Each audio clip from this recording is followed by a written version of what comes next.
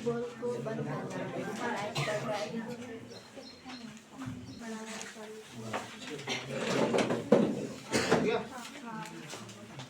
इधर देखना बिल्कुल सबको के लिए फ्रेश है, कोई भी बच्चा इसको देखा नहीं। तो आप लोग एक बात बताओ, इलेक्ट्रिक फील्ड तो आप लोग पढ़ चुके हो। चलो ये जो इलेक्ट्रिक फील्ड है अभी आप लोगों को दो तरीके का दिखाई देगा। एक ऐसा इलेक्ट्रिक फील्ड जो हर एक पॉइंट पर सेम रहे, हर जगह पर एक ही जैसा रहे, और एक ऐसा इलेक्ट्रिक फील्ड जो हर पॉइंट पर डिफरेंट रहे।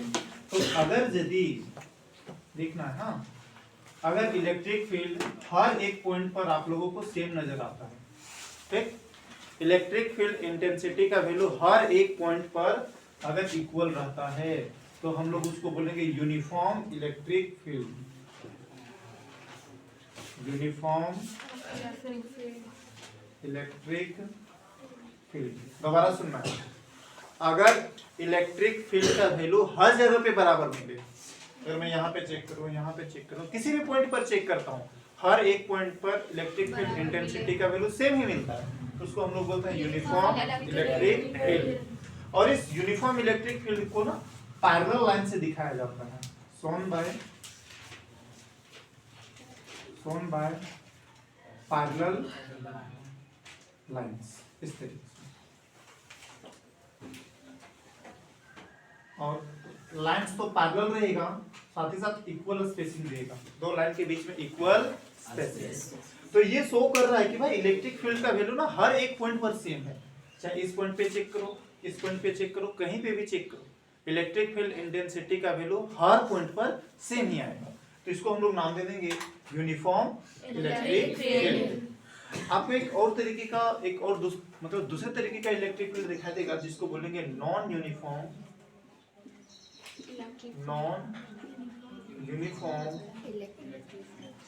Electric field. और इस नॉन यूनिफॉर्म इलेक्ट्रिक फील्ड में इसको हम लोग शो, देखो यहाँ पे पैरेलल लाइन से शो कर देते हैं, यहाँ पे लाइंस पैरेलल नहीं देगा, यहाँ पे आपको देगा नॉन पैरेलल लाइन। नहीं, आप लोग resistor in parallel, resistor in series पढ़े थे, वैसा नहीं। उस सीरीज तो ऐसा होता था, फिर एक को जोड़े, फिर एक को जोड़े, ऐसे होता था ना, एक किनारा फिर दूसरा किनारा, ये सीरीज ऐसा नहीं दिखेगा। यहाँ पे हम लोग इलेक्ट्रिक फील्ड लाइंस को शो करेंगे, लेकिन लाइनें आपस में पैरेलल नहीं रहेगा, जैसे अभी देख लेना,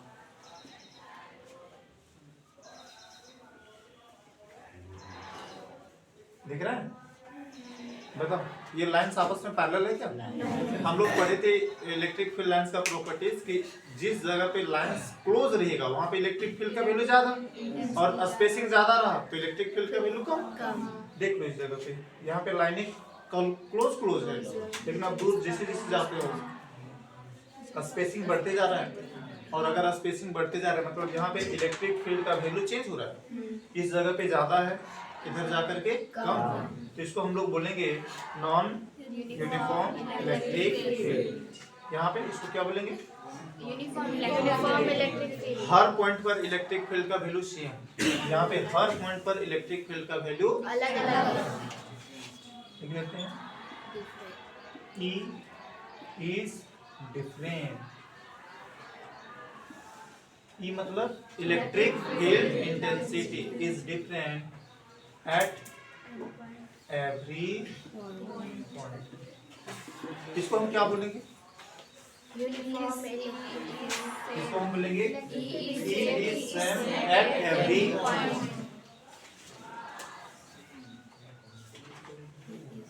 E is same at every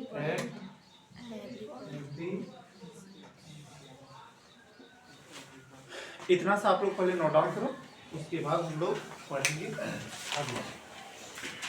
तो इलेक्ट्रिक फील्ड दो तरीके का, एक का नाम रहेगा यूनिफॉर्म इलेक्ट्रिक फील्ड और दूसरे का non uniform electric field. Uniform electric field में आपको ये दिखाई देगा कि किसी भी पॉइंट पर अगर इलेक्ट्रिक फील्ड इंटेंसिटी का वैल्यू चेक करेंगे तो हर जगह पे सेम मिलेगा, और नॉन यूनिफॉर्म इलेक्ट्रिक फील्ड में इलेक्ट्रिक फील्ड इंटेंसिटी का वैल्यू अलग अलग मिलेगा हर एक पॉइंट पर।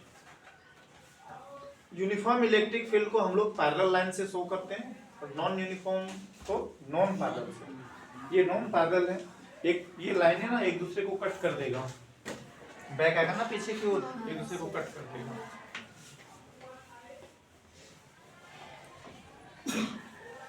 पीछे से विजिबल है ना, बोर्ड दिखता है, चलो ठीक।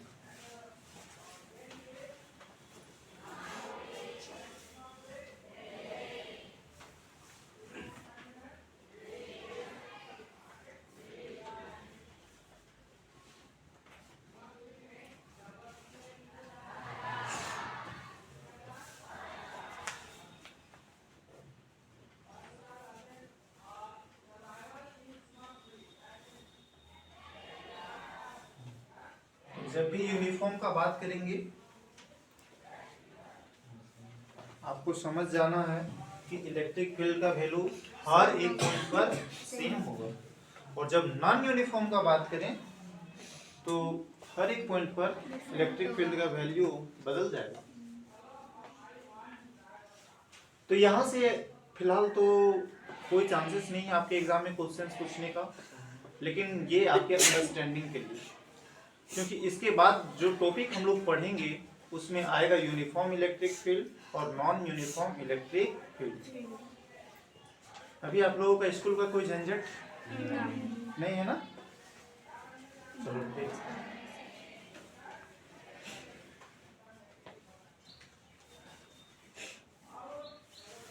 रिवीजन करना है, जितनी सारी चीजें पढ़ाया जाता है सबको रिवीजन करते रहना है। अगर रिवीजन नहीं करेंगे तो फिर भूल जाएंगे।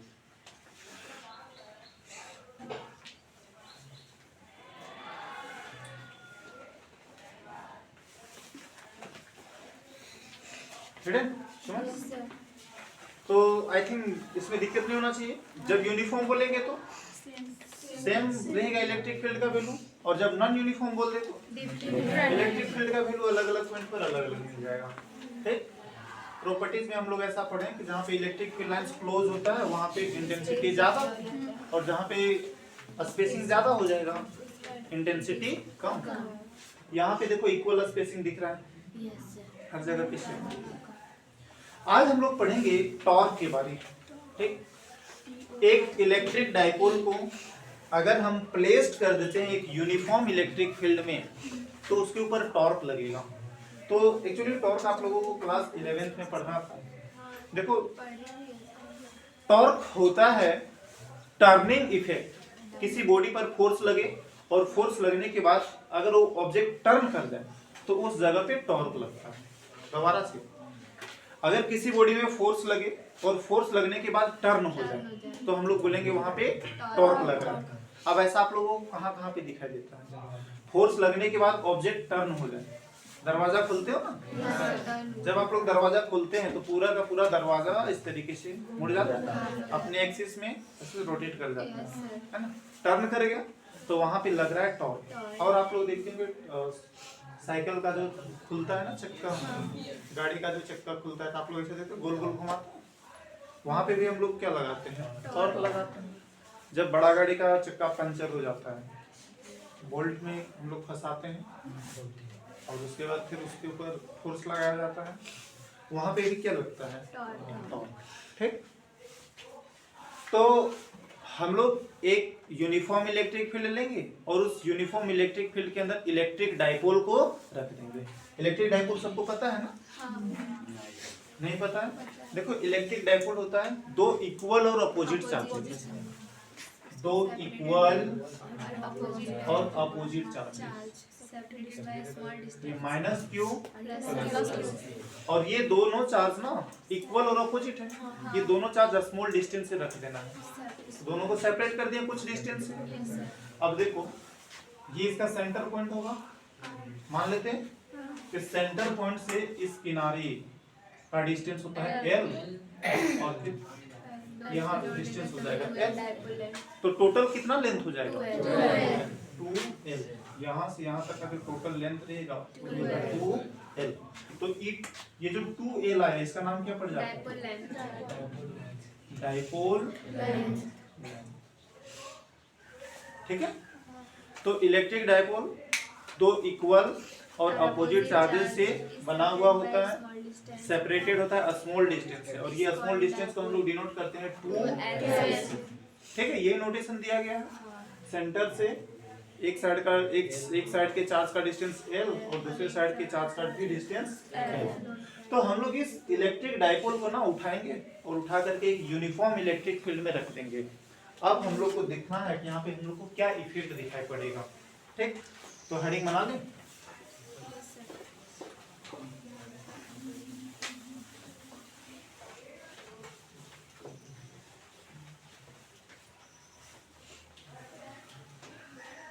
तो इसका दो हेडिंग बन सकता है। एक तो हेडिंग हम लोग बना सकते हैं electric dipole placed in uniform electric field, या तो टॉर्क ऑन इलेक्ट्रिक डाइपोल। ठीक है, दो तरीके से बन सकता है। तो क्या बना दें, टॉर्क लिखते हैं, टॉर्क लिख दें। थोड़ा नीचे लिखिए. टॉर्क सर नीचे लिखा है. नहीं लिखता,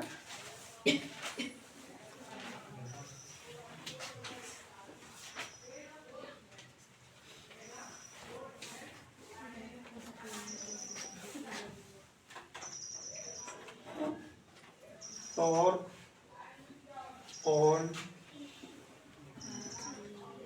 electric dipole when it is placed in, कहाँ पे रखेंगे, यूनिफॉर्म इलेक्ट्रिक फील्ड. बहुत बड़ा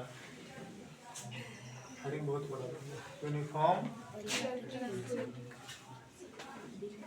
इलेक्ट्रिक फील्ड। ठीक है, छाप लो तो हेडिंग बना टॉर्क ऑन किसके ऊपर, इलेक्ट्रिक डाइपोल के ऊपर। कब, when it is placed in uniform electric, जब हम लोग टॉर्क को जब हम लोग इलेक्ट्रिक डाइपोल को रखेंगे एक यूनिफॉर्म इलेक्ट्रिक फील्ड पर।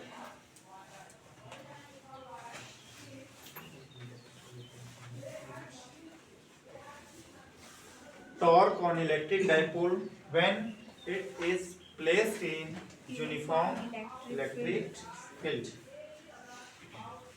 तो जब हम लोग एक इलेक्ट्रिक डाइपोल को यूनिफॉर्म इलेक्ट्रिक फील्ड में रख देंगे तब हम लोगों को चेक करना है कि कितना लगेगा उसके ऊपर टॉर्क।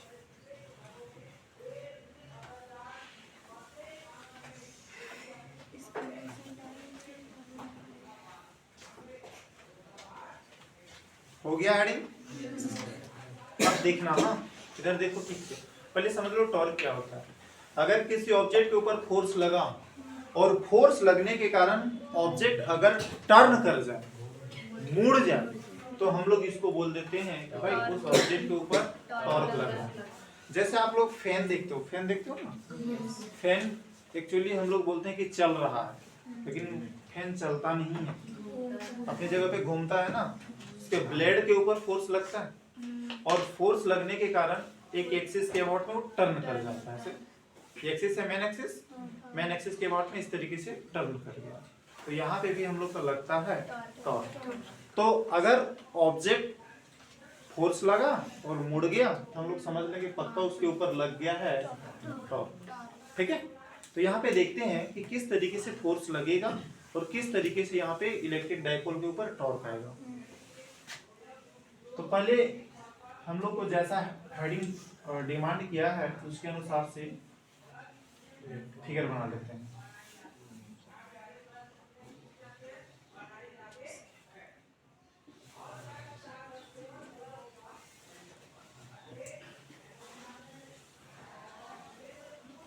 ठीक है, आप लोग बताओ ये यूनिफॉर्म इलेक्ट्रिक फील्ड है कि non uniform electric field? Uniform electric field, इसका मतलब हर जगह पे इलेक्ट्रिक फील्ड का जो ताकत होगा वो बराबर होगा। किसी भी जगह पे कोई भी चार्ज पार्टिकल को रख दो उसके ऊपर बराबर का फोर्स लगता होगा। ठीक है, देखो अभी क्या आप यहाँ से बता सकते हो कि पॉजिटिव चार्जेस किधर होगा और नेगेटिव चार्जेस किधर होगा? बताओ। हम लोग समझे थे कि इलेक्ट्रिक फील्ड पॉजिटिव चार्ज से निकलता है, नेगेटिव चार्ज में खत्म होता है। तो बताओ ये फिगर देख करके कि किधर से निकल रहा है, लेफ्ट या राइट में? बताओ, पक्का लेफ्ट साइड से निकल रहा है, राइट साइड की ओर जाकर के खत्म होगा। यही समझ में आ रहा है ना? चलो, तो इसका मतलब ये हुआ कि हो ना हो जरूर इस साइड पॉजिटिव चार्ज होगा। सोच पा रहे? और इधर जाकर के खत्म हो रहा है, मतलब जरूर से पक्के से इस ओर कौन से चार्ज दिखाई देगा? नेगेटिव चार्ज दिखाई देगा। ठीक है,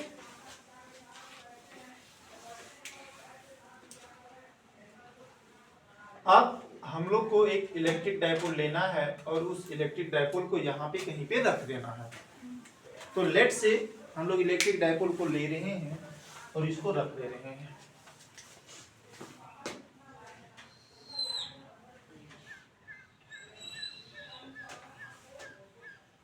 दिख रहा है?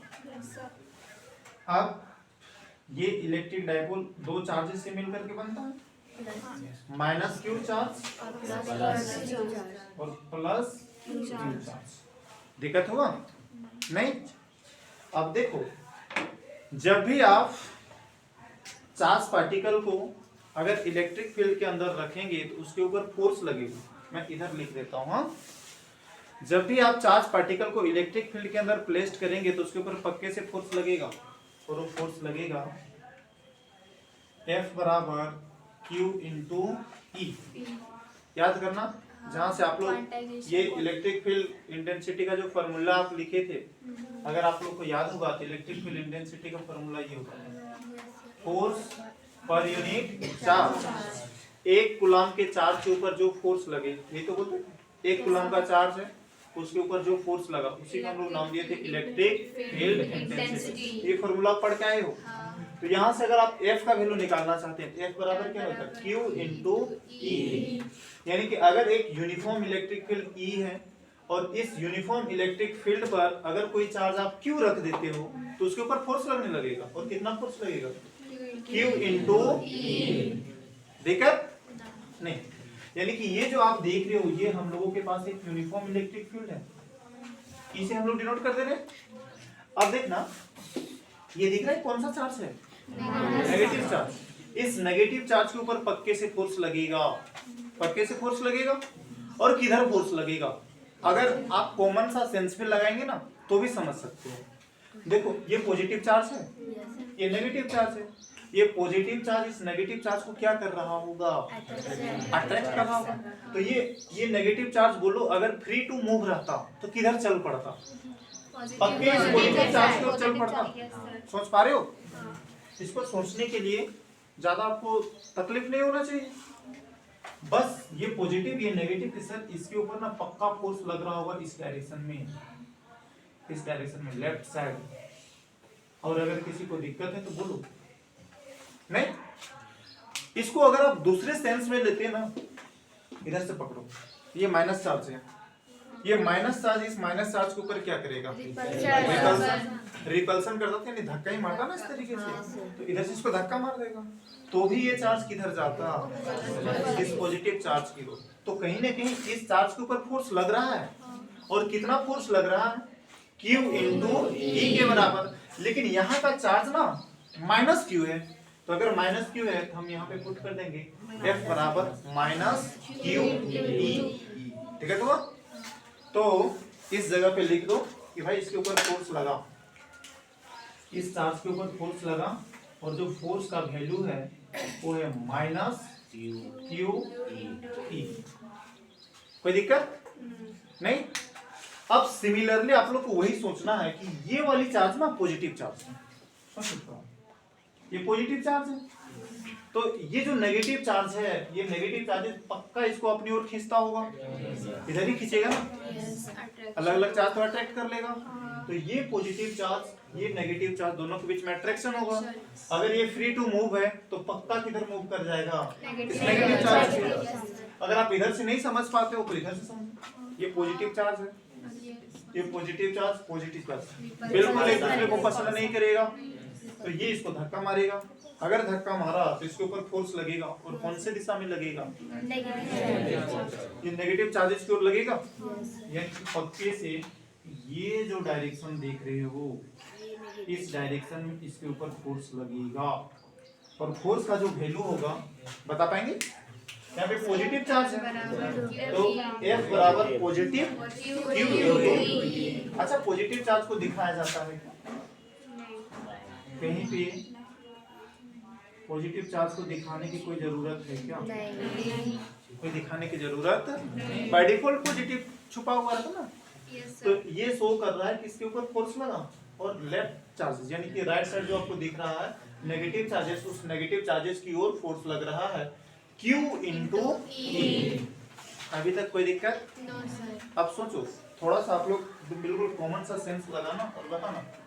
ये एक स्टिक है, अगर इस स्टिक में ना मैं इसको इधर खींचूं और इसमें उधर खींचूं तो बताना ये स्टिक क्या होगा, समझ पा रहे हो, टर्न करेगा, ऐसे ना होगा, बिल्कुल सोचो। ये अगर स्टिक है, यहाँ से अगर हम इधर फोर्स लगा दें और इसमें उधर फोर्स लगा दें तो ये आपको ऐसे टर्न होता हुआ दिखाई देगा।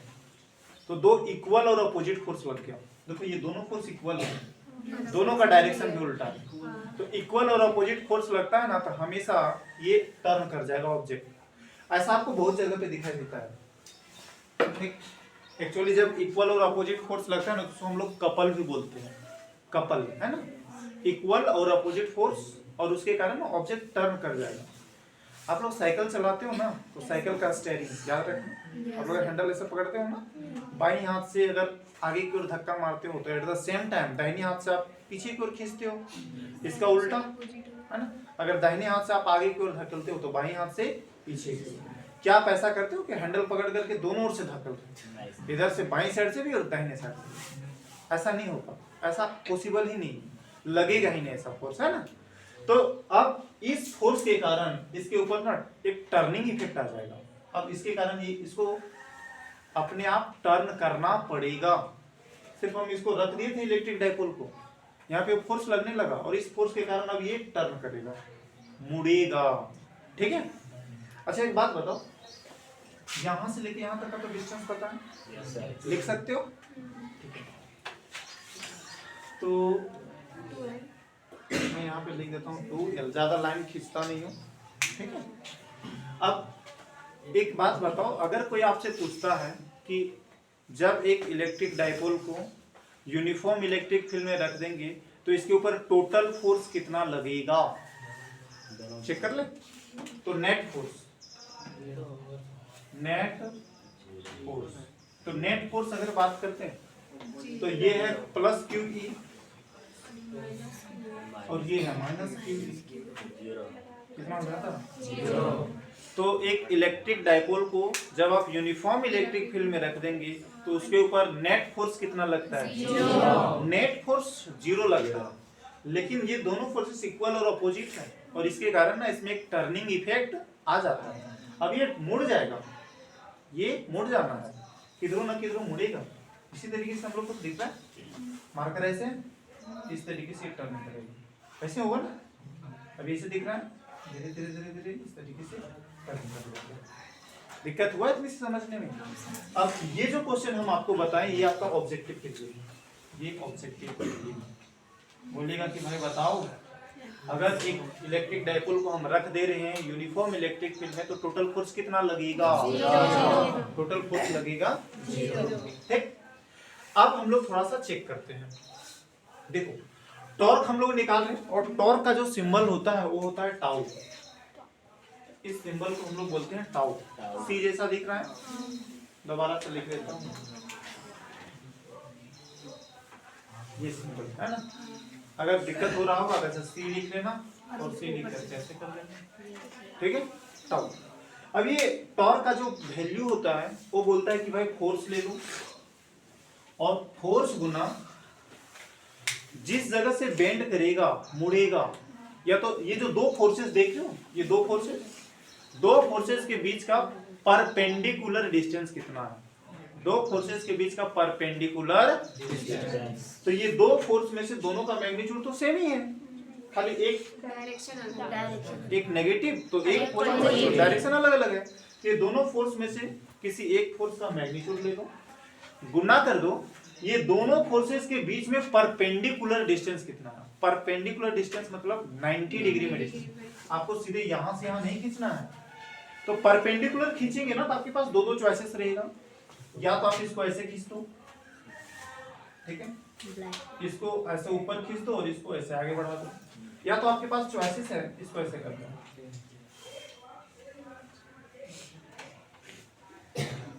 देख पा रहे हो?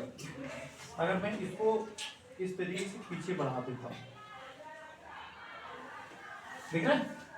तो ये फोर्स इस लाइन में लग रहा है और ये वाली फोर्स इस लाइन में लग रहा है, दोनों के बीच ये देखो ये जो डिस्टेंस है ये परपेंडिकुलर डिस्टेंस है। अगर आप ठीक से सोच पा रहे होंगे तो पक्का यहाँ पे 90 डिग्री, ठीक है। तो हमें ये वाली डिस्टेंस चाहिए, ये वाली डिस्टेंस, फोर्स ये वाली और डिस्टेंस हमें ये वाली। अब ये वाली डिस्टेंस आप निकाल सकते हो, एक और ऑप्शन था आपके पास। हम ऐसा करते हैं ना कि इस लाइन को पीछे की ओर लाते हैं, देख रहे हैं, खींच ही देते हैं, लेकिन आप ये दोनों में से कोई एक ही दिखाना है, ठीक। हम दो लाइन खींच रहे हैं, दोनों में से आपको एक खींचा, आपको एक ही दिखाना है। आपके पास एक चॉइस था ना, इसको ऐसे करते हैं, इसको उसको पीछे खींचते हैं और यहां से हम परपेंडिकुलर ड्रॉ कर देते हैं, ऐसे आता। तो चाहे तो आप ये वाला दूरी ले लो, चाहे तो ये वाला दूरी ले लो, कोई फर्क पड़ेगा? दोनों बराबर आने वाला है, एग्जैक्टली सेम आएगा, ठीक। तो देखो हम लोग क्लास 10th में ना ऐसे वाले ट्रायंगल से हैबिचुएटेड रहते हैं, याद करना। ऐसा वाला ट्रायंगल आप लोग बहुत कम पढ़े होंगे, है ना। तो आपके पास चॉइसेस तो दोनों है, कहीं से भी ले लो, चाहे तो ऊपर वाले ट्रायंगल ये रेड वाला या तो फिर ये नीचे वाला, मर्जी आपकी। लेकिन हम लोग अपनी कन्वेनियंस के अनुसार से, अपनी सुविधा के अनुसार से हम लोग ये नीचे वाली ले लेंगे, ठीक है। तो हम इसको रेड वाले को मिटा दें। आप देखेंगे एक चीज, जितना दूरी ये है एग्जैक्टली यही दूरी यही दिख रहा है, दोनों में कोई फर्क नहीं। और जब आप यहाँ पे मैथ्स अप्लाई करेंगे ना, मैथ्स का ट्रिगोनोमेट्रिक लगाएंगे, तो भी यहाँ पे आपको अलग चीजें नहीं मिलेगा, दोनों में एक ही चीज मिल जाएगा। तो नेमिंग कर दे, नेमिंग कर देते हैं थोड़ा सा। इसको हम लोग बोलते हैं, ये पॉइंट ए है, ये पॉइंट बी है और ये पॉइंट को हम बोल देते हैं सी, ठीक। तो हम लोग को इसका वैल्यू चाहिए, ए से सी का वैल्यू चाहिए, और हम लोगों के पास जानकारी क्या है इसका, ए से बी का, ठीक। तो मेरे पास यहाँ पे जगह है, इस जगह पे दिखा सकते हैं, आप लोग बताना। हाँ, ये ए है, ये सी है, ये बी है। आपको यहाँ पे एंगल दिख रहा होगा, थीटा एंगल दिखा, ठीक है। अब थीटा का सीधा ये परपेंडिकुलर, थीटा के सामने वाला बेस और ये वाला हाइपोटेन्यूज। हम लोगों को जो गिवन जानकारी है ये 2l यानी कि h दिया हुआ है, हमें चाहिए a से c, a से c, a से c क्या होता है p ना। तो p और h ये दोनों में आप कोई रिश्ता जानते हो? कौन सा रिश्ता जानते हो? साइन थीटा का जानते हो ना।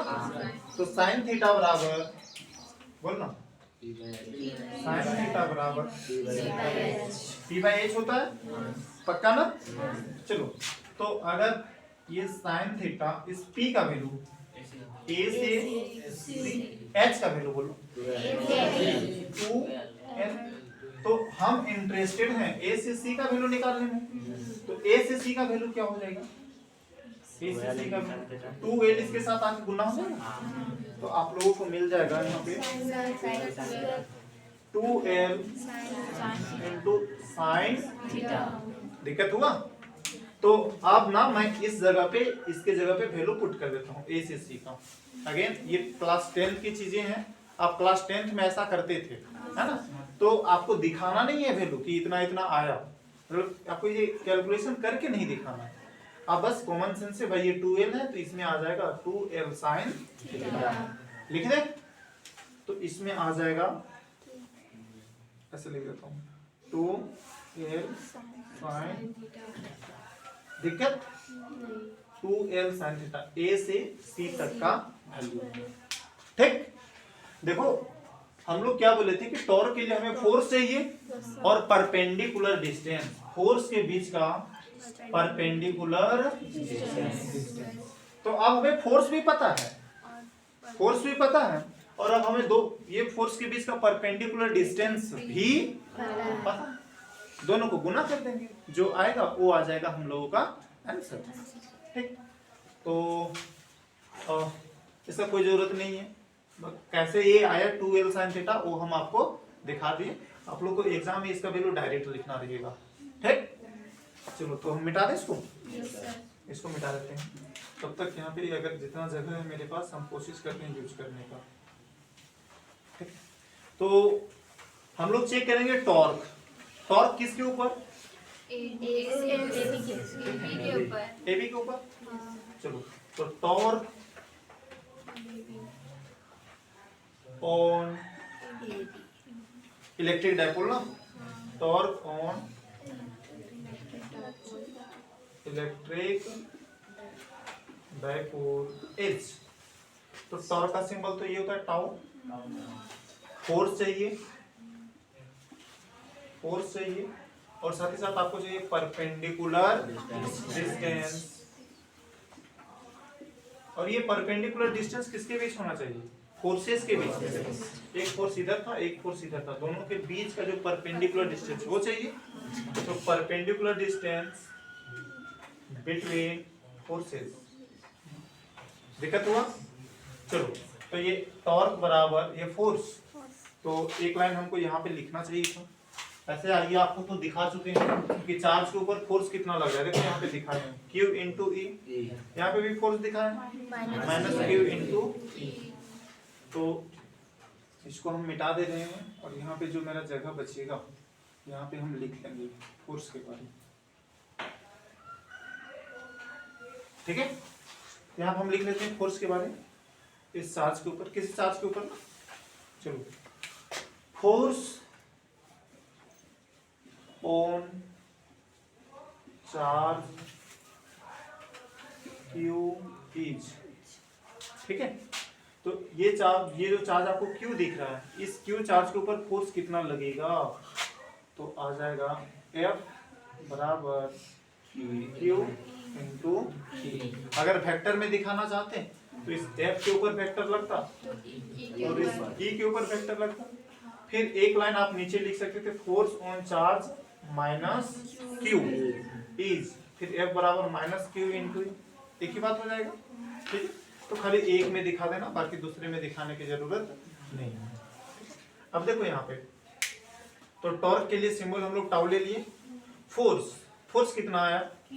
Q इंटू, देखो मैग्नीट्यूड ले रहे हैं, है ना हम लोग यहाँ पे जो भी कैलकुलेशंस कर रहे हैं मैग्नीट्यूड लेकर के। तो इस फोर्स का वैल्यू हम लोग के पास है Q E into perpendicular distance, perpendicular distance between forces. तो परपेंडिकुलर डिस्टेंस आपको दिख रहा है A से C, और A से C का वैल्यू कितना आ गया?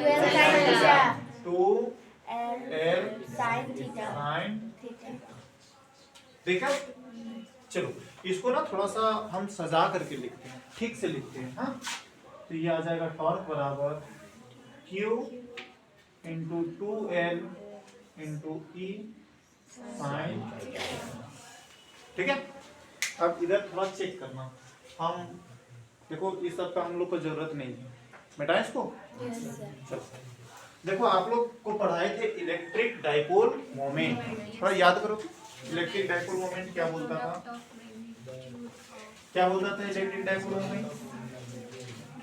कि आपके पास एक इलेक्ट्रिक डाइपोल है, देख लो यहाँ पे आपके पास एक इलेक्ट्रिक डाइपोल जिसमें ये नेगेटिव चार्ज और ये positive charge, separated by small distance, ये स्मॉल डिस्टेंस 2L था। तो इलेक्ट्रिक डाइपोल मोमेंट को हम लोग P से लिखते थे और ये बोलता था कि दो चार्ज में से किसी एक चार्ज के वैल्यू को ले लीजिए, सिर्फ वैल्यू को लेना है। तो एक चार्ज का वैल्यू ले लिए Q और बोला ये दोनों चार्जेस के बीच का डिस्टेंस कितना है। याद आया? यही होता था हम लोगों का इलेक्ट्रिक डाइपोल मोमेंट, यानी कि जब Q को गुना कर देते हो 2L से, इसके जगह पे आप लिख सकते हो इलेक्ट्रिक डाइपोल मोमेंट। तो यहाँ पे देखो तो Q इंटू 2L, क्या हम इसके जगह पे लिख सकते हैं P लिख सकते हैं, ठीक है। तो ये आ गया हम लोगों के पास वैल्यू, टॉर्क बराबर P E sin, ठीक है। ये आ गया मैग्नीट्यूड की टर्म में। अगर आप इसको वेक्टर के टर्म में लिखते हैं, इसी क्वांटिटी को वेक्टर के टर्म में लिखते हैं, तो आपको क्या मिलता? थोड़ा याद करना है आप लोगों को, क्लास 11, ठीक है, आप लोग को ऐसा पढ़ाए थे। Vector A dot vector B बराबर KB cos थीटा। कुछ याद आया? Vector A cross vector B बराबर AB sin थीटा। याद आया? ठीक।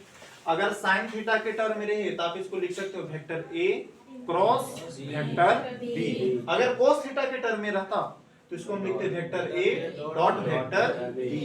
चेक करो यहाँ पे sin थीटा है, इसमें से एक को मान लो A, एक को मान लो B, तो A B sin theta, A B sin theta. तो इसकी जगह पे हम ऐसा भी लिख सकते हैं vector A cross vector B, ठीक। इन वेक्टर फॉर्म, इन वेक्टर फॉर्म। अगर वेक्टर फॉर्म में लिखना चाहते हैं तो यही वैल्यू हम लोग ऐसे लिख देते हैं, टॉर्क बराबर वेक्टर P क्रॉस वेक्टर, बोलो दिक्कत, बोलो दिक्कत है। टॉर्क बराबर vector P cross vector E। P क्या चीज है? Electric dipole moment. E क्या चीज है? Electric field intensity. तो आप ये दोनों का कैलकुलेशन कर देंगे तो आपको मिल जाएगा वैल्यू इसका, टॉर्क और इलेक्ट्रिक डाइपोल। हाँ, टॉर्क का मिल जाएगा जब आप कहाँ पे इलेक्ट्रिक डाइपोल का टॉर्क मिल जाएगा जब आप इलेक्ट्रिक डाइपोल को रखते हैं किस यूनिफॉर्म इलेक्ट्रिक फील्ड, ठीक। कहाँ पे दिक्कत हुआ वो चीज बताओ आप लोग मुझे, बोलो कि इस जगह पे दिक्कत हुई। सर ये आप जो ये लिखे ना यहाँ से बताइए, कहाँ से लिखी?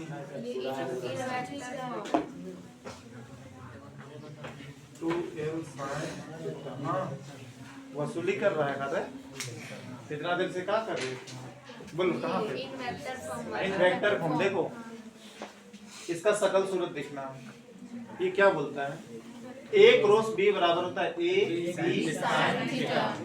हम लोगों के पास ऐसा था P E sin थीटा, ऐसे ही था ना। अगर ये वाला इसका सकल सूरत मैच करो इधर से, तो ये sin थीटा B के जगह पे A के जगह पे P, इसको हम ऐसे नहीं लिख सकते vector C cross vector B। यही काम तो किए हैं, दिक्कत है ना।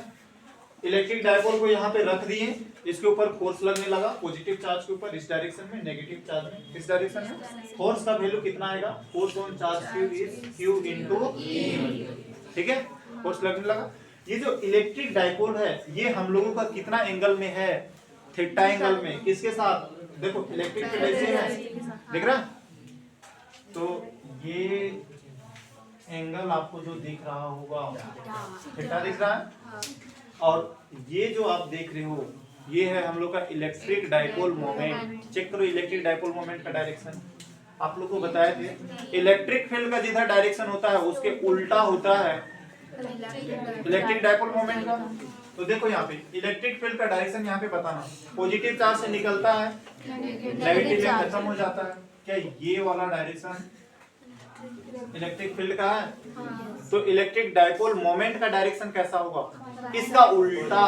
तो उल्टा मतलब ऐसे होना चाहिए सर। ये डायरेक्शन है इलेक्ट्रिक डाइपोल मोमेंट का, ठीक है। यानी माइनस क्यू से प्लस क्यू की ओर होता है इलेक्ट्रिक डाइपोल मोमेंट का। देखो ये माइनस क्यू है, ये प्लस क्यू है। क्या आप पक्के से ये बोलेंगे कि सर ये जो डायरेक्शन है ना, ये जो डायरेक्शन है ये किसका डायरेक्शन कहलाएगा? इलेक्ट्रिक डाइपोल मोमेंट का। तो इलेक्ट्रिक डाइपोल को हम प्लेस कर दिए हैं इलेक्ट्रिक फील्ड के साथ कितने एंगल में? चार्जेस के ऊपर फोर्स लगने लगा, फोर्स का कैलकुलेशन कर लो, टॉर्क का फार्मूला अप्लाई कर दो, force into perpendicular distance. Word में ही ले लो यहाँ पे टॉर्क बराबर, ठीक है। टॉर्क का सिंबल डाल दिए, कैलकुलेशन कर दिए, आगे यहाँ पे तकलीफ हो लो है ना। तो सबसे पहले आप लोगों को फिगर बनाना है। फिगर बनाने के बाद थोड़ा सा ठहर जाना है ना, लिखना पड़ेगा। फिगर बनाओ। ये कैलकुलेशन 2L sin थीटा कैसे आया बताया ना? ठीक। एक बार आप लोग वीडियो चेक कर लेना घर जा करके, रूम जा करके, जब टाइम मिले तब चेक कर लेना। पढ़ने का मन करे तो, नहीं मन करे तो जरूरी हाँ बिल्कुल नहीं। देखो आप लोग ना स्केल रखा करो, छोटा 5 रुपया तो लेता है, अपने कॉपी में स्केल रखो और ठीक ठीक से फिगर बनाओ, अच्छा से खींचो। तो टेढ़ा मेढ़ा फिगर खींच लेता है और ऐसे ही आदत हो जाता है, एग्जाम में भी ऐसे ही फिगर बनाता है। आलसीपन आ जाता है ना शुरू से। तो आप लोग अपने अंदर थोड़ा बढ़िया वाला हैबिट रखो। तो टेढ़ा मेढ़ा फिगर बना के आएंगे, टेढ़ा मेढ़ा नंबर दे देगा आप लोगों को। ये क्वेश्चन आपके एग्जाम में 3 नंबर के लिए आएगा, 3 नंबर के लिए। फिर निकाल दो इलेक्ट्रिक डाइपोल को जब यूनिफॉर्म इलेक्ट्रिक फील्ड में रखेंगे तो टॉर्क निकालो। क्या लग रहा है? पूछता है अब एग्जाम में यही आएगा, इसकी कोई गारंटी वारंटी। अगर ऐसा रहता, ऐसा पता रहता तो हम लोग पूरा सिलेबस पढ़ते हैं, बस 30 को क्वेश्चन पढ़ते हैं। और 30 को तो बहुत ज्यादा बोल दिए। 7 करके 3 सेक्शन है, 7 दूना 14 और 14 5 21 क्वेश्चन पूछता है। 21 में से भी 2 2 4 और 2 6 क्वेश्चन छोड़ना रहता है। 21 में भी 6 क्वेश्चन छोड़ना रहता है, तो 15 ही क्वेश्चन बनाना रहता है। अब सोचो अगर हमको पता रहता तो एक साल में सिर्फ 15 क्वेश्चन पढ़ाते और सब बच्चा 100 में से 100 लेकर के आता, सब टॉपरे बन जाता है। तो ऐसा नहीं होता है, मेहनत करना पड़ेगा, ठीक। अब जब भी पॉसिबल हो, मतलब जब भी फिगर की बात आ जाए, फिगर आपको हमेशा बड़ा बनाना है। बड़ा फिगर बनाएंगे तब तो दिखेगा कहाँ कहाँ पे क्या हो रहा है। नहीं तो इसके अंदर अभी जब आप डेटा पुट करेंगे ना, पता नहीं चलने लगेगा कहाँ पे QE, कहाँ पे -QE। तो जहां तक पॉसिबल हो फिगर आपको बड़ा रखना है, बड़ा बड़ा फिगर ड्रॉ करना है आप लोगों को। स्केल से खींचना है, सीधा सीधा खींचना है। घर जाकर के अच्छे से ड्रॉ करना है, फिगर बड़ा रखना। यहाँ पे हम लगभग 5-6 लाइन खींचे हैं, अब थोड़ा ज्यादा ही खींच लेना, क्या दिक्कत है उससे। इसको, इसके लेंथ को थोड़ा बड़ा कर दो ताकि और आसानी से दिख जाएगा। जब तक फिगर आपका नीट एंड क्लीन नहीं रहेगा तो फिर गड़बड़ हो जाएगा, समझ ही नहीं पाएंगे कि हो क्या रहा है।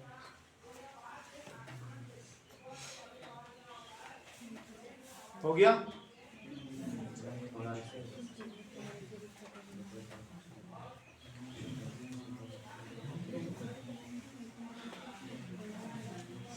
रिटेन लिखवाएं श्वेता? रिटन लिखवा रहे हैं हाँ, लिखो late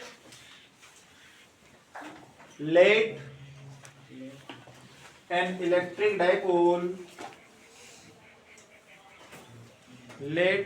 electric dipole is placed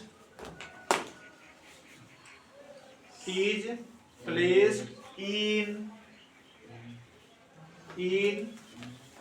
uniform electric field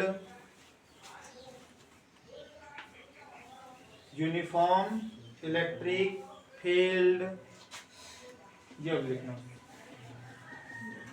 uniform electric field ई, ये वाले थे uniform electric field E vector E हाँ विथ एंगल हाँ कंटिन्यू विथ एंगल कितने एंगल के साथ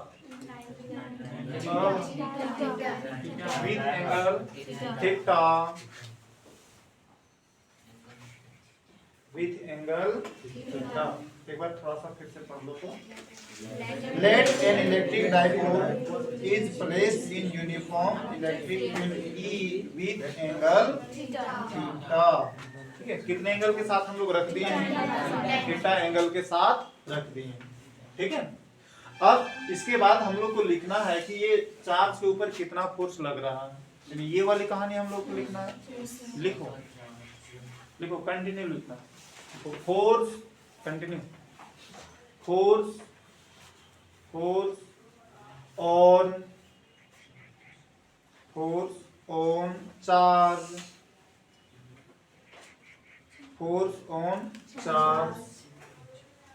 ये वाले प्लस क्यू एज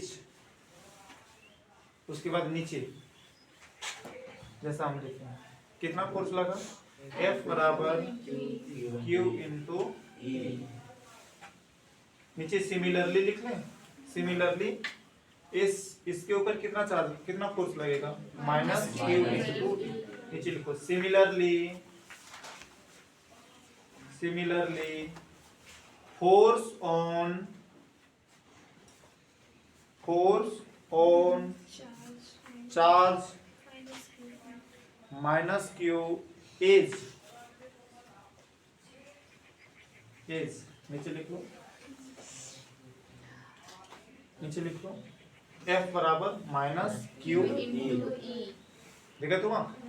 अब ये जो दो फोर्सेस है ये दो फोर्सेस इलेक्ट्रिक डाइपोल को क्या करने का कोशिश करेगा रोटेट करवाने की कोशिश करेगा टर्न करवाने की कोशिश करेगा और इसी फोर्स के कारण हम लोग का इलेक्ट्रिक डाइपोल टॉर्क बना देगा।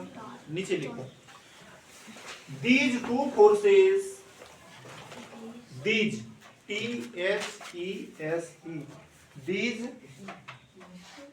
these मतलब तो एक ही होगा ना these बोलना पड़ेगा हम लोग को अधिक है एक से अधिक है तो these forces create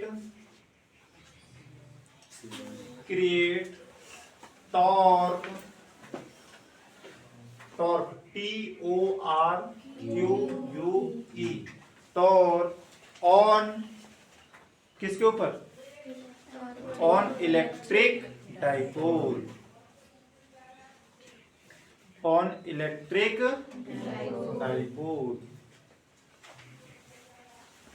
full stop. अच्छा डाइपोल का स्पेल देखना हम लिखे हैं LE सिर्फ L तक नहीं लिखना है हाँ। अब ये जो दो फोर्सेस क्या क्रिएट कर देगा टॉर्क क्रिएट कर देगा तो नीचे लिख लो नीचे है torque on electric dipole is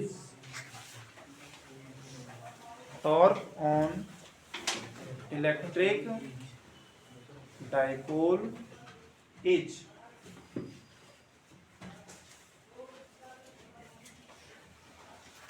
calculation कर लेना है कहां से सेम टू सेम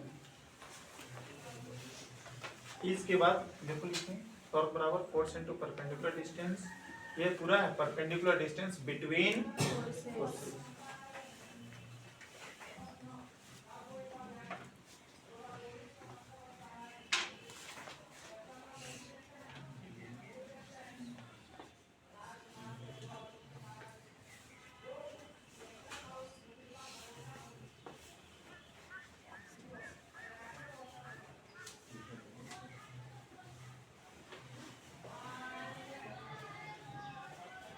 तो आप लोग को याद रखना है, अब आप लोग की क्लासेस हमेशा इसी रूम में चलेगी। हाँ, तो कोशिश करना है कि जैसे खत्म हो जाए अपना शेड्यूल के अनुसार से बैठना है। आपका मैथ बायो अलग अलग होता है, उसमें तो कोई दिक्कत नहीं होता है। तो भी मैथ वाला बच्चा यहीं पे ही बैठेगा, बायो वाला बच्चा बीच वाले क्लासरूम में। फिर जैसे खत्म हो जाएगा चेंज कर लेना है अपना क्लासरूम, जब भी होगा। और हर एक क्लास इम्पोर्टेंट है, सारे क्लास को अटेंड करना है। इसके बाद 2 बजे आना है। 3 बजे सर लिखवाए हैं 3 बजे आना है सर। 2 बजे केमिस्ट्री पढ़ाया, 2 से 4 इंग्लिश। तो आप लोग को कितना बजे बुलाए हैं सर? 2 बजे। नहीं पता। 2 बजे उन लोग का होगा, एक साथ कैसे होगा सब बताओ। अच्छा ठीक है, अभी सर से हम पूछते हैं। हाँ? तो टॉप तक पहुंचने में कोई दिक्कत तकलीफ है तो बोलो, नहीं ना।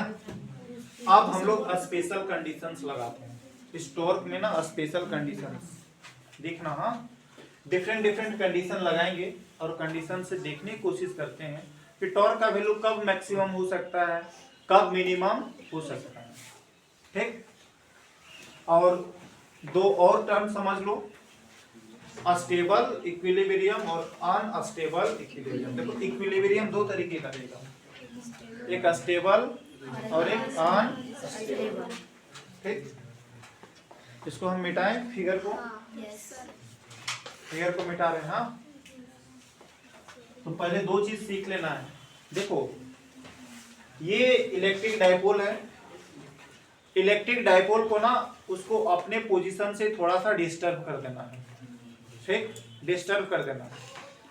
जैसे अभी इस पोजीशन में है, चलो मान लेते हैं ये, मिटाने दो उनको, मिटा दें इसको, पहले मिटाने दो क्योंकि यहाँ पे ढेर सारी चीजें लिखा हुआ है। अब हमें लिखा हुआ की कोई जरूरत नहीं है।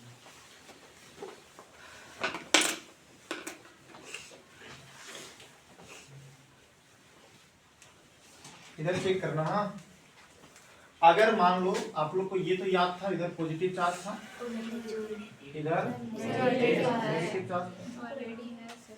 हाँ ऑलरेडी है, नेगेटिव चार्ज याद ही है ना। देखो इलेक्ट्रिक फील्ड लाइंस किस तरीके से बना हुआ था, ऐसे ही तो गया था, यूनिफॉर्म था। अब अगर मान लो कि हम लोगों का इलेक्ट्रिक डाइपोल ऐसा है, मान लेते हैं सीधा straight minus Q plus Q और ये वाला प्लस क्यू, मान लेते हैं थोड़ी देर के लिए। अब ना हम लोग ऐसा करते हैं कि इसके पोजीशन को थोड़ा सा डिस्टर्ब कर देते हैं। इसको ऐसे पकड़ें और पकड़ करके ऐसे टेढ़ा कर दें। ठीक है, थोड़ा सा टेढ़ा कर दिए, उसके बाद हम छोड़ दिए। अगर ये अपना पोजीशन में वापस आ गया तो हम बोलेंगे ये है इक्विलिब्रियम में। ठीक है, इक्विलिब्रियम। दोबारा सुनना है। अगर वो इस तरीके से, जिधर इलेक्ट्रिक फील्ड है, देखो इलेक्ट्रिक फील्ड इधर ही है और इलेक्ट्रिक डाइपोल मोमेंट का डायरेक्शन ऐसे ही है, माइनस चार्ज से शुरू होता है प्लस चार्ज को जाता है। इलेक्ट्रिक फील्ड तो उल्टा होता था, प्लस से माइनस। तो इलेक्ट्रिक डाइपोल मोमेंट और इलेक्ट्रिक फील्ड दोनों का डायरेक्शन सेम। इसको हम पकड़ करके ना थोड़ा सा डिस्टर्ब करते हैं, तो पकड़ करके इसे थोड़ा सा टिल्ट कर दिए और छोड़ दिए। इसके ऊपर फिर फोर्स लगेगा। अगर फोर्स लग करके अपने ही पोजीशंस को रीगेन कर लिया तो हम बोलेंगे भाई ये इक्विलिब्रियम में, लेकिन ये अस्टेबल इक्विलिब्रियम में। ठीक है, और अगर यदि ऐसा होता कि हम इसको ऐसे पकड़ लिए, ऐसे टिल्ट कर दिए और जब हम छोड़ दिए ना, तो ये जो इलेक्ट्रिक डाइपोल है वो पूरा एक चक्कर ऐसे मार दिया और फिर इस पोजीशंस में आकर के रुक गए, तो हम लोग बोलते हैं कि वो अस्टेबल इक्विलिब्रियम में नहीं है, अस्टेबल इक्विलिब्रियम। ठीक है, अस्टेबल इक्विलिब्रियम मतलब डिस्टर्ब करके छोड़ दो, जैसा था वैसे ही आ जाना चाहिए। अनस्टेबल इक्विलिब्रियम में भी यही पोजीशंस में आएगा, लेकिन वो एक चक्कर रोटेट कर जाएगा तब आएगा। ठीक है, चेक करते हैं। कंडीशन हम लोग लगाते हैं सबसे पहला होगा, देखो आप लोग हेडिंग बना देना, special condition. Special condition, special condition plural कर देंगे, अलग अलग कंडीशंस लगाएंगे। पहला लगाते हैं, हाँ देखना। हाँ देखो, जब इलेक्ट्रिक फील्ड और इलेक्ट्रिक डाइपोल मोमेंट दोनों एक ही दिशा में रहे तो, ठीक है, मतलब ऐसा, when electric field and electric dipole moment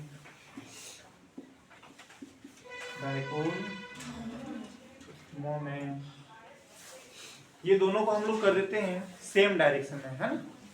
when electric field and electric dipole moment are in same direction, इसका मतलब क्या होगा, थोड़ा सा हम लोग सोचते हैं।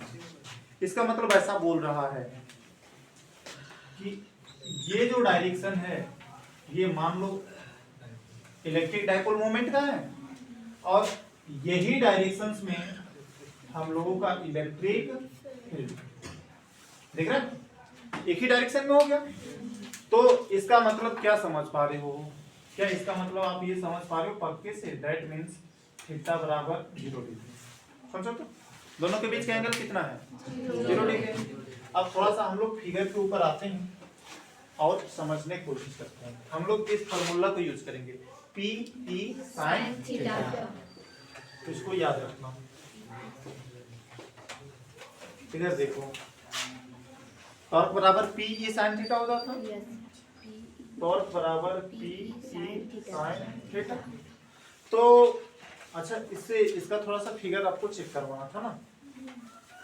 देखो इतना सा से समझ में आ जाएगा।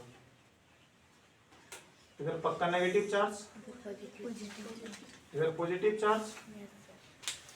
अब अभी याद करना, ऐसे हम लोग का पहले टिल्टेड था इलेक्ट्रिक डाइपोल, इस बार टिल्टेड नहीं है, ऐसा है।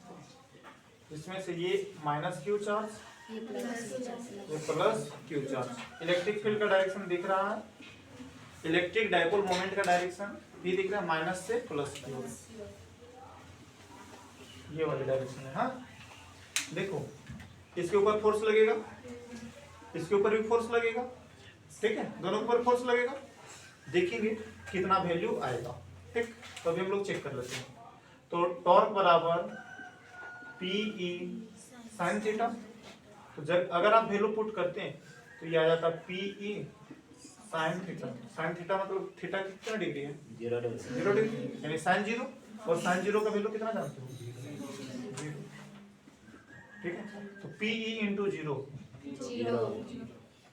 मतलब अगर हम लोग इलेक्ट्रिक डाइपोल को ऐसा रख दिए ना तो उसके ऊपर कोई टॉर्क नहीं लगेगा। देखो टॉर्क का वैल्यू कितना हो गया, 0। अब इसमें क्यों नहीं टॉर्क लगेगा, देखो इसके ऊपर फोर्स लग रहा है इस डायरेक्शन में क्यू ई, और इसमें फोर्स लग रहा है इस डायरेक्शन में, दोनों लिनियर है ना, ऐसे लाइन में फोर्स लग रहा है। भाई इधर मैं लगाऊं 10 न्यूटन का फोर्स, इधर भी लगाओ 10 न्यूटन का फोर्स, तो इसके ऊपर कोई फर्क नहीं पड़ेगा, ना तो ये ऊपर की ओर जाएगा और ना ही नीचे। तो अगर हम लोग ऐसा रख दिए 0 डिग्री में रख दिए इलेक्ट्रिक डाइपोल मोमेंट और इलेक्ट्रिक फील्ड के साथ, तो टॉर्क लगेगा ही नहीं। टॉर्क का वैल्यू क्या हो गया, 0, और ये हो गया मिनिमम टॉर्क। दिस इज, यहाँ पे लिख दो ब्रैकेट में खाली, ये जो टॉर्क आ रहा है ये कैसा आ रहा है, मिनिमम। जितना कम आना था उतना कम आ गया, ठीक है। अब देखते हैं कि ये इक्विलिब्रियम में है या नहीं। देखो आपको इक्विलिब्रियम तब मिलेगा टॉर्क का वैल्यू जब 0 हो जाए। तो टॉर्क का वैल्यू यहाँ पे 0 मिला है, तो आपको यहाँ पे ये इक्विलिब्रियम में मिलेगा। लेकिन इक्विलिब्रियम भी 2 तरीके का था, अस्टेबल और अनस्टेबल। इसको चेक करने के लिए ना इसको पकड़ करके थोड़ा सा हमको डिस्टर्ब करना पड़ेगा। अगर डिस्टर्ब करेंगे और ये फिर से अपने पोजीशन में आ जाए तो हम बोलेंगे ये अस्टेबल इक्विलिब्रियम। चेक करते हैं। हाँ, ऐसे पकड़े और थोड़ा सा इसको पकड़ करके सिर्फ टेढ़ा कर देते हैं, टिल्ट कर दें। तो अगर टिल्ट कर देते हैं तो हमें ऐसा दिखाई देगा। काली मार्कर ले लेते हैं, मान ले ऐसा हो गया। तो ये आ गया -Q और ये आ गया +Q। सोचना, हाँ सोचो, इसके ऊपर फोर्स लगा इधर, इसके ऊपर फोर्स लगा इधर, ये डायरेक्शन तो रहेगा। फिर ये क्या करेगा, ऐसे घूम जाएगा। सोच पा रहे हो, मार्कर ऐसे है, मार्कर ऐसे है, इसके ऊपर फोर्स लगा इधर, इसके ऊपर इधर लगा फोर्स, तो ये फिर से घूम जाएगा और फिर ऐसे मतलब जैसा पोजीशन में था फिर से वैसे ही पोजीशन में आ गया। तो कौन सा equilibrium? Stable. This is stable equilibrium. ठीक, तो आप लोग इसको छापेंगे, इसको छापेंगे और सीधे यहां से लेके यहां तक। इस फिगर को नहीं छापना है, सिर्फ देखने के लिए, समझने के लिए, है ना। स्टेबल इक्विलिब्रियम क्यों हुआ? देखो, इक्विलिब्रियम जब टॉर्क का वैल्यू 0 आ जाए, तो जब टॉर्क का वैल्यू 0 आ जाएगा तो इक्विलिब्रियम में। लेकिन इक्विलिब्रियम में दो पॉसिबिलिटी, या स्टेबल, अगर अस्टेबल है तो अगर उसको डिस्टर्ब करेंगे ना तो फिर से उसको अपने ही पोजीशन में आ जाना चाहिए, तो स्टेबल। और अगर पूरा एक चक्कर घूम गया तो अनस्टेबल। छापो इसको। यहाँ ये कंडीशन लेना है, उसके बाद आपको यहाँ आ जाना है और लिख देना दिस इज स्टेबल इक्विलिब्रियम। तो आपको इलेक्ट्रिक डाइपोल स्टेबल इक्विलिब्रियम में दिखाई देगा। उसके लिए कंडीशन क्या है? थीटा कितना होनी चाहिए? 0 डिग्री।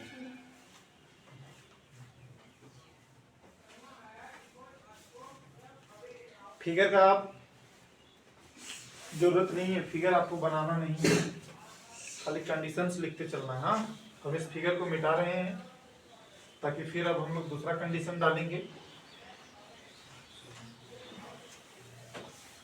एग्जाम में आपके लिए क्वेश्चन ऑब्जेक्टिव बन गया कि टॉर्क मिनिमम कब होता है? जब इलेक्ट्रिक डाइपोल मोमेंट और इलेक्ट्रिक फील्ड के बीच का angle 0 degree, 30 degree, 60 degree, 90 degree, ऐसा करके 4 ऑप्शन डालेगा। ठीक है, तो ठीक से याद रखना।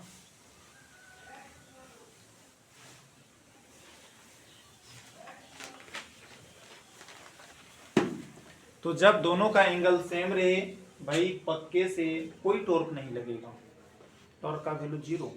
और जब टॉर्क 0 हो जाता है तो इसको बोलते हैं इक्विलिब्रियम। अब इक्विलिब्रियम में भी चेक किए, उसको हिला डुला के चेक करो, डिस्टर्ब कर देना उसका पोजीशन। अगर अपना पोजीशन में आ गया स्टेबल और अपना पोजीशन में ना आया, चक्कर मार दिया, तो आ जाएगा अनस्टेबल।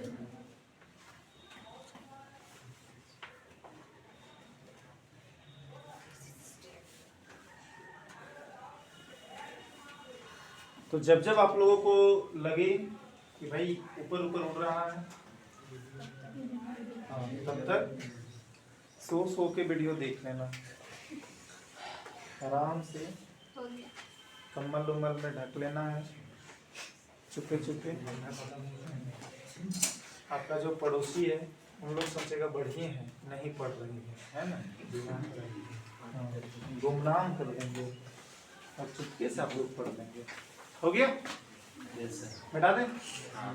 3 वाला देखा था भाई। बढ़िया करने का 2 ऑप्शन, या तो अपने खूब खूब पढ़ लो, दूसरे को डिस्टर्ब कर लो। तो एकदम आराम से कम्बल उमल के अंदर घुस करके पढ़ते रहना है। मिटा दें? सारी ये आपके नोट्स में रहेगा ना, A to Z एकदम, बिल्कुल कोई दिक्कत नहीं होगा। अब समझो कंडीशन सेकेंड। अगर इलेक्ट्रिक फील्ड और इलेक्ट्रिक डाइपोल मोमेंट दोनों एक दूसरे के परपेंडिकुलर हो जाता तो इलेक्ट्रिक फील्ड तो हम लोग देखे थे ऐसा ही था। अगर ये इलेक्ट्रिक डाइपोल मोमेंट ऐसा हो जाता, चेक करना, हाँ दिख रहा है? दोनों देखो, दोनों के बीच का एंगल कैसा हो जाता? 90 डिग्री। तो व्हेन, ये कंडीशन 2 है, हाँ condition number 2, When electric field and electric dipole moment are perpendicular to each other, एक दूसरे के साथ परपेंडिकुलर हो जाए तो इसका मतलब आप थीटा समझ सकते हो। कई डिग्री आ जाएगा? थीटा आ जाएगा आपके पास 90 डिग्री।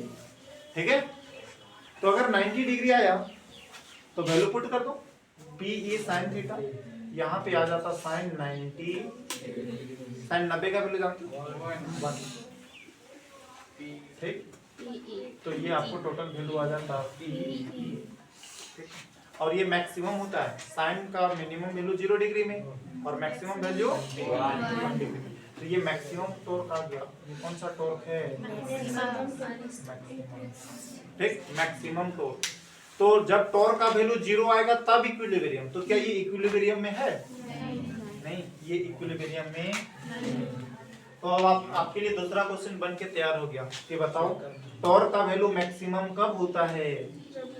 जब एंगल कितना होना चाहिए? 90 डिग्री। ऑप्शन डालेगा 4-5 वो और बिलीव करो आपका दो पार्ट में एग्जाम होता है ना, एक पार्ट ऑब्जेक्टिव है, दूसरे पार्ट सब्जेक्टिव है। 35 नंबर का ऑब्जेक्टिव और 35 नंबर का सब्जेक्टिव डालेगा उस सब में क्वेश्चन। तो टॉर्क मैक्सिमम कब होगा?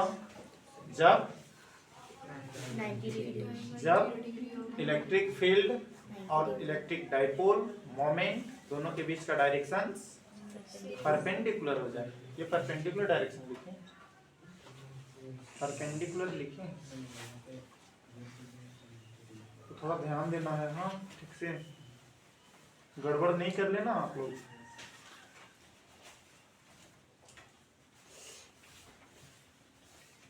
टास्क मिलेगा, अब ढेर सारे टास्क मिलेगा, आप लोग को प्रैक्टिस कर करके आना है और बताना भी है, सुनाना भी है, फांकी नहीं मारना।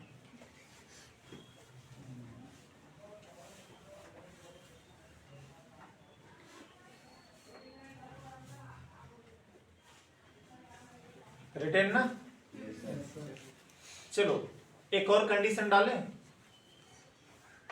अगर इलेक्ट्रिक फील्ड और इलेक्ट्रिक डाइपोल मोमेंट एक दूसरे के उल्टे डायरेक्शन में आ जाता तो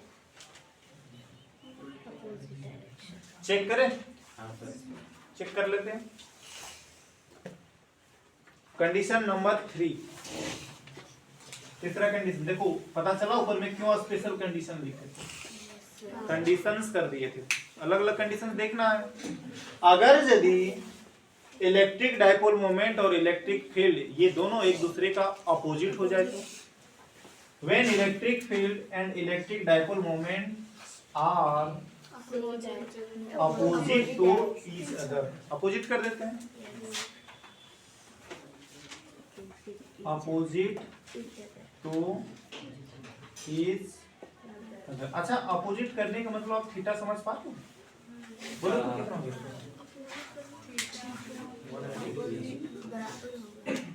बराबर हो जाएगा थीटा।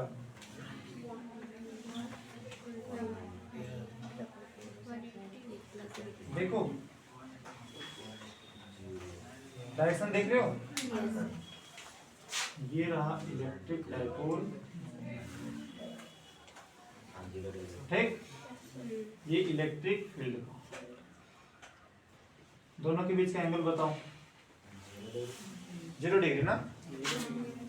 इतना ढूंढेंगे ना। ये देखो, ये कोई पॉइंट है, इस पॉइंट से इधर भागा और इसी पॉइंट से कोई इधर भागा, बोलो एंगल 180 हुआ ना? 0 कैसे बोल दिया? दोनों का डायरेक्शन जब सेम रहता, जैसे ये इधर गया, दूसरी पॉइंट भी इधर ही गया, बताओ अब ना 0 होगा। अपोजिट है, अपोजिट है 180, तो दैट मींस थीटा का जो वैल्यू आएगा वो आएगा 180 डिग्री। ठीक, तो अगर आप 180 पुट करेंगे, यहाँ पे पुट कर दें, कैलकुलेशन करके दिखाना पड़ेगा। 180 पुट करेंगे तो 180 का वैल्यू होता है 0 और 180 का वैल्यू 0, तो इसका मतलब ये वैल्यू क्या आ गया? 0। ठीक है, अच्छा जीरो आता था तो हम लोग बोलते थे इक्विलिब्रियम, याद है इक्विलिब्रियम। और अगर इक्विलिब्रियम में है तो फिर चेक करना पड़ेगा स्टेबल इक्विलिब्रियम या अनस्टेबल इक्विलिब्रियम। ठीक, तो पहले उसके लिए फिगर बनाना पड़ेगा। तो देख लो यहाँ पे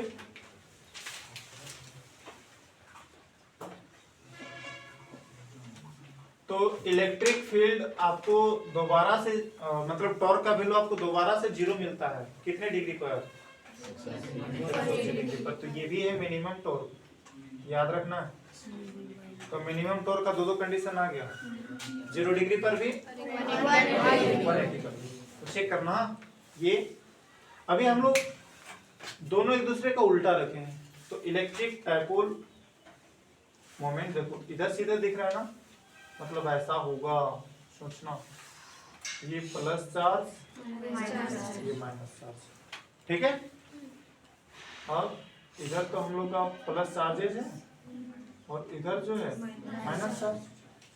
इसके ऊपर जो फोर्स लगेगा इस डायरेक्शन में, चलो अभी छोड़ दो इसको, अभी छोड़ ही दो। खाली इतना तो जान पा रहे हो कि पहले इधर माइनस होता था इधर प्लस होता था, अब प्लस इधर है माइनस इधर है। तो इलेक्ट्रिक डायपोल मोमेंट का होता है डायरेक्शन माइनस से प्लस चार्ज। अब ना इसको थोड़ा सा डिस्टर्ब करो, चेक करते हैं डिस्टर्ब करके। तो ऐसा है, इसको पकड़ करके थोड़ा सा इसे टिल्ट कर देते हैं, ले लो, मान लो इतना बड़ा टिल्ट कर दिया, ठीक है। तो ये वाला है प्लस चार्ज, ये वाला है माइनस चार्ज। देखना ये प्लस चार्ज ये प्लस चार्ज, ये प्लस चार्ज इसको धक्का मारने लगेगा और अगर धक्का मारेगा तो इसमें फोर्स लगेगा इस डायरेक्शन में, समझ पा रहे हो। ये माइनस चार्ज इस माइनस चार्ज के ऊपर धक्का मारेगा और इस इधर धक्का मारने लगेगा। इसके उल्टा हम लोग ये भी समझ सकते हैं कि ये पॉजिटिव चार्ज इस नेगेटिव चार्ज को अपनी ओर खींचने लगेगा और ये नेगेटिव चार्ज इस पॉजिटिव चार्ज को अपनी ओर खींचने लगेगा। पता है ये ऐसे एक चक्कर रोटेट मार देगा, देख रहा है ये इस तरीके से घूम जाएगा। अगर घूम गया तो कौन सा इक्विलिब्रियम?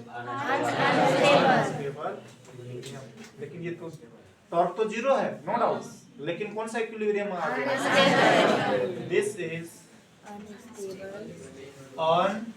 अनस्टेबल कस्टम, बोलो कस्टम। पता चला? जीरो आ जाए लेकिन एक इक्विलिब्रियम होता है, एक अनस्टेबल इक्विलिब्रियम। कारण भी बता दिए। अनस्टेबल हम लोग इसको इसलिए बोल रहे हैं क्योंकि जब हम इसके पोजीशन से डिस्टर्ब करेंगे ना तो ये रोटेट कर जाएगा, घूम जाएगा, चक्कर मार देगा, तो इसलिए ये अनस्टेबल इक्विलिब्रियम। तो ये आपके 3 डिफरेंट कंडीशंस पढ़ना होता है। तो एग्जाम में क्वेश्चन आएगा मिनिमम कब होता है, मैक्सिमम कब होता है। स्टेबल और अनस्टेबल इक्विलिब्रियम से आज तक तो कभी क्वेश्चन नहीं देखे हैं, कभी क्वेश्चन नहीं देखे हैं कि बताओ कितने डिग्री पर स्टेबल इक्विलिब्रियम होता है और कितने डिग्री पर अनस्टेबल। लेकिन ये क्वेश्चन पूछा है कई एक बार कि टॉर्क मिनिमम कब होता है और टॉर्क मैक्सिमम कब होता है। तो मिनिमम आपको दिख गया कितने डिग्री पर, 0 या तो 180। अगर ऑप्शन में 180 भी दिया है तो जानना पड़ेगा कि 0 में भी होता है भाई और 180 में भी होता है।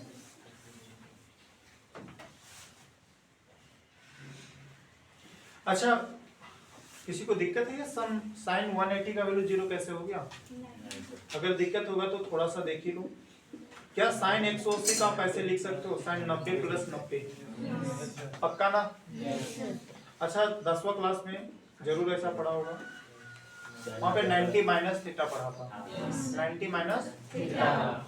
तो ये साइन 90 प्लस थीटा आ गया है और साइन 90 प्लस थीटा ना बदल जाता है और ये हो जाता है कॉस थीटा। अब देखो थीटा की जगह पे हम कितना वैल्यू पुट करें, 90, तो आ जाता है यहाँ पे cos 90 और cos 90 का वैल्यू तो आप जानते हैं, sin 90 का 1 होता है, cos 90 का वैल्यू 0, ठीक है।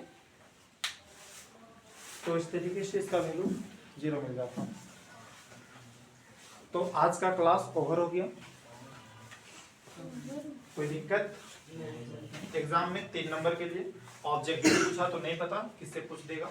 टोटल फोर्स एक क्वेश्चन बना लेते हैं ना ऑब्जेक्टिव में कि नेट फोर्स कितना लगता है कि इलेक्ट्रिक डाइपोल को जब यूनिफॉर्म इलेक्ट्रिक फील्ड में रखते हैं तो नेट फोर्स 0 आपको शुरू में ही बताया था। तो ऑब्जेक्टिव पॉइंट ऑफ व्यू से भी जो क्वेश्चन बनेगा उसको भी चलो छपवा ही देते हैं, ठीक है, ताकि अभी आप लोगों को ताजा याद रह जाएगा, नहीं तो फिर भूल जाएंगे। अभी साथ साथ आपके कॉपी में नोट्स बन जाएगा। तो सारी कंडीशंस को भी देख लिए, जितने सारे कंडीशंस होता था। न्यूमेरिकल क्वेश्चंस नहीं देखेंगे, इस टॉपिक से कभी देखे ही नहीं, कभी पूछा भी, लेकिन इस फॉर्मूला डिराइव करने के लिए बहुत बार पूछा है, ठीक है। तो थोड़ा सा मेहनत करना पड़ेगा आप लोगों को। तो ये वाली फिगर सिर्फ समझने के लिए, आपको बार बार बनाना नहीं है, ठीक। जब आपको दिक्कत हो तो फिर बढ़िया से चेक कर लेना। इधर देखना, हाँ इधर देखो, नेट फोर्स कितना लगेगा एक इलेक्ट्रिक डाइपोल में? 0 लगेगा ना। जब हम उसको कहाँ पे प्लेस करके रखते हैं? इलेक्ट्रिक डाइपोल में। देखो पहला ये नोट में करके लिखा है, नोट में इसको लिखा है, नेट फोर्स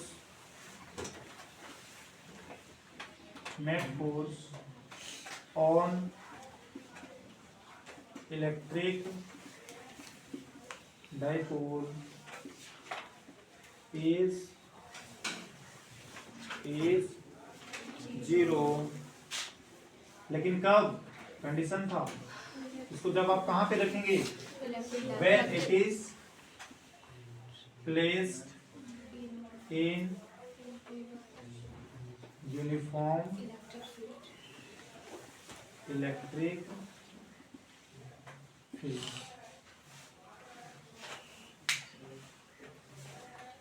पक्का तो नहीं भूलेंगे ना आप लोग?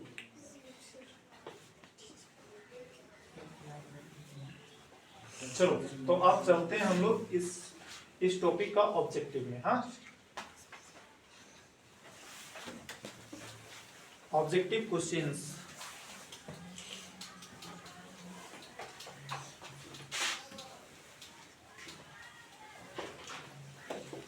तो पहला हम लोग पढ़े थे मिनिमम वाला, टॉर्क मिनिमम कब हुआ? पहला क्वेश्चन ना, torque is minimum, torque is minimum when angle between, कौन कौन था? किसके किसके बीच का एंगल? किसके किसके बीच का angle? Angle between vector P and H, ये था ना इलेक्ट्रिक डाइपोल मोमेंट और electric field. Option A 0 degree, 30 degree, 90 degree, 60 degree. कौन सा ऑप्शन? टिक मारो।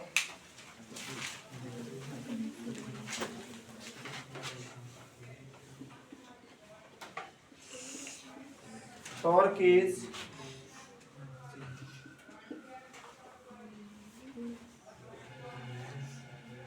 मैक्सिमम, यहाँ पे एक वर्ड छूटा हुआ है। टॉर्क इज मिनिमम किसके ऊपर? On electric dipole, on electric dipole, ठीक है। Torque is maximum on electric dipole when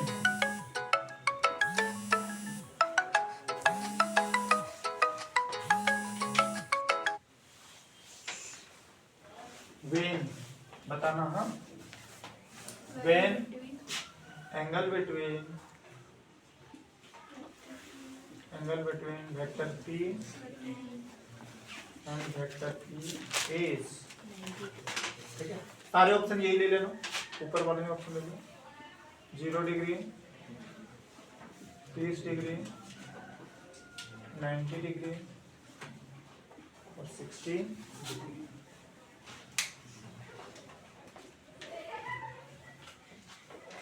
सही सही से समझ पाएंगे ना आप लोग? ये क्वेश्चन तो गलत करके नहीं आएंगे। एक और केस में 0 डिग्री होता है, ठीक है। और अगर मान लो 0 डिग्री भी देता और 180 डिग्री भी देगा तो फिर आएगा कंडीशन बोथ, चलेगा बोथ ए एंड बी। तो आज के लिए इतने सारे रखें, अगले क्लास में हम लोग देखेंगे अगला टॉपिक। तो आज के लिए बस इतना ही। प्रैक्टिस करना, बढ़िया से घर जा कर के रिवीजन करना, जरूर से समझ में आएगा। अच्छा खासा टाइम लिए हैं 1-1.5 घंटा, और आराम से इसको सॉल्व करना, ठीक।